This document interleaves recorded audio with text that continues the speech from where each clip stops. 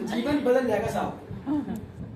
मेरे पास भी बहुत भेजा है ये 50 ग्राम का, लेकिन भेजा बहुत है, लेकिन मैं भी इसको कचरे के डब्बे में डाल के रखता हूँ। मैं कभी अपना भेजा नहीं चलाता हूँ, बीच बीच में निकालते हैं। मैं कभी नहीं चलाता हूँ। मैं सिर्फ ऊपर वाले से पूछता हूँ कि भैया बता दो कैसे, नीचे वालों को बता दिया ऐसे, और आज बीच में कमा रहा हूँ इसीलिए लाख रुपए पैसे। फिर दिमाग लगा दिए सर, फिर दिमाग लगा दिए। इसीलिए क्योंकि अगर अपने दिमाग से भैया समझो, हम सब लोग समझदार हैं, अगर इतना ही दिमाग हमारे पास होता तो 10-12 हजार रुपये नौकरी नहीं कर रहा होता, पहले भी लाख रुपए कमा रहा होता। तो इसका मतलब क्या हुआ कि मेरे पास दिमाग नहीं है। तो काहे को आप लोग भी अपना खर्चा करोगे, मत करना खर्चा। सर ये फार्मूले अपना लो छोटे छोटे, बस प्रैक्टिकली। कभी झूठ नहीं बोलना, कभी किसी के लात मारनी हो ना तो पेट में मत मारना, पीछे मार लेना। हाँ जी, कभी किसी की लात मारनी हो ना तो पेट में मत मारना, पीछे मार लेना, उसी आदमी के पीछे मार देना है। इसके बाद में कोशिश करना,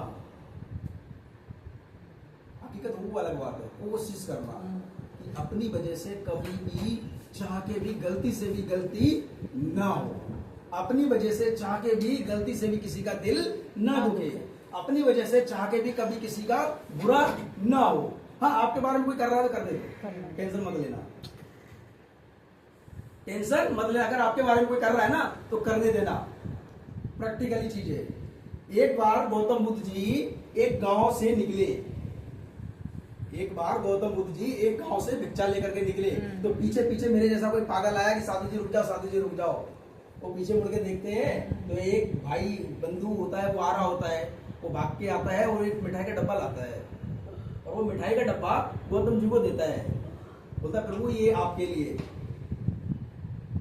उन्होंने खोला तो बड़ा अच्छा पकवान था, उसके अंदर में मिठाइयाँ, बहुत अच्छी अच्छी मिठाइयाँ थी, सुंदर सुंदर, बड़ी महंगी। तो उन्होंने देखा और उन्होंने बंद किया और बोला ये मेरे लिए नहीं है, ये आप लोग खाओ। उन्होंने वो डब्बा बहुत प्रयास किया देने का, लेकिन उन्होंने नहीं दिया, उन्होंने वो वापस उन्हीं को कर दिया। करने के बाद वो आगे चले, एक गांव पहुंचे, फिर दूसरे गांव, फिर तीसरे गांव, और कहते हैं हर जगह पे अच्छा अच्छे होते हैं वहां बुरे भी होते हैं। तो एक बड़ा प्यारा सा गांव था, वहां पे साधु संतों को बड़ी गालियां दी जाती थी, साहब बड़ा उल्टा सीधा बोला जाता था, लोग घुसने नहीं देते थे। तो वो जब भिक्षा मांगने उस गांव में गए तो जैसे ही घुसे तो कुछ बैठे हुए थे महान आदमी, देने लगे गाली। देखते ही आ गया जो साला मांगने वाला, जो फलाना ये भला, ये दुनिया भर का अपने हिसाब से दुनिया भर की। वो सुनते रहे, वो एक गेट खटखटाए, दूसरा तीसरा, कुछ लोगों ने दिया, कुछ लोगों ने नहीं भी दिया, लेकिन गालियां जरूर दी सबने। उनमें से एक पागल रहा होगा मेरे जैसा, उनमें से एक पागल रहा होगा मेरे जैसा, और उनके पास पहुंचा और पहुंच करके बोलता है आपको शर्म नहीं आती, बोलता है कि आपको शर्म नहीं आती, लज्जा नहीं आती। तो वो मुस्कुराए और बोलने लगे भैया किस बात की शर्म, किस बात की लज्जा। बोले आप कितने बेशरम आदमी हो, ये लोग इतनी गंदी गंदी आपको गालियां दे रहे हैं, इतना भला बुरा बोल रहे हैं, और आप मुस्कुराए जा रहे हो, मस्ती में हो, आपको कोई फर्क ही नहीं पड़ रहा, आपको कोई फर्क ही नहीं पड़ रहा। तो बोले अच्छा एक बात बताओ, मैं अभी पीछे गांव से होके आया हूँ, मैं अभी पीछे गांव से होके आया हूँ, तो वहाँ का एक बहुत ही अच्छा व्यक्ति था जिसने मेरे को मिठाई का डब्बा दिया। हेलो, ध्यान से सुनना, कि उन्होंने एक मिठाई का डब्बा मुझे दिया, लेकिन वो मिठाई का डब्बा मैंने नहीं लिया, मैंने स्वीकार नहीं किया। तो अब आप बताओ वो मिठाई का डब्बा किसका?